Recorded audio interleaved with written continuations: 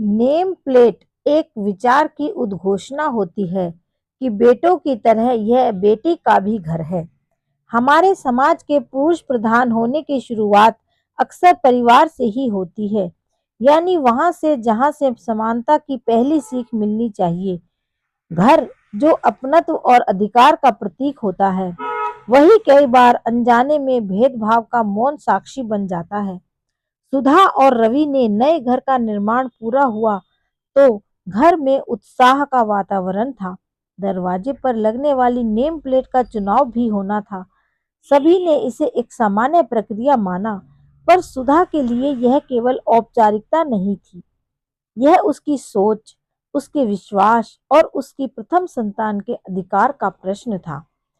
सुधा ने सहज स्वर में कहा, नेम प्लेट पर पहले हमारी लड़की का नाम लिखा जाएगा, फिर बेटे का। उसका यह कहना था कि परिवार में असहज सी चुप्पी छा गई। घर के बुजुर्गों ने तुरंत आपत्ति दर्ज की। बेटी का नाम पहले क्यों?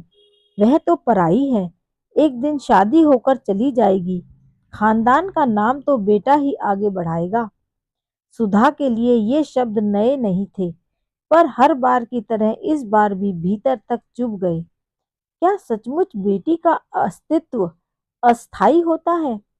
क्या प्रथम संतान होने के बावजूद उसका इस घर पर उतना ही अधिकार नहीं जितना बेटे का?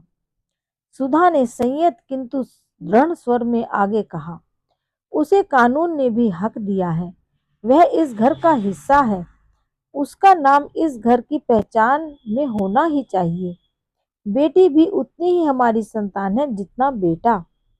उसका अधिकार किसी संभावना पर नहीं, उसके अस्तित्व पर आधारित है। सुधा की आंखों में तर्क नहीं, एक माँ का विश्वास था, जो अपने दोनों बच्चों को समान दृष्टि से देखती है। रवि ने पहली बार सुधा की इस भावना की गहराई को समझा और उसका मौन समर्थन किया।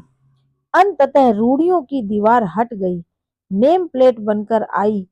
उसमें ऊपर बेटी का नाम और उसके नीचे बेटे का नाम लगा। सुधा ने केवल एक नाम नहीं लिखवाया था, उसने समानता की दिशा में एक नई इबारत गढ़ी थी।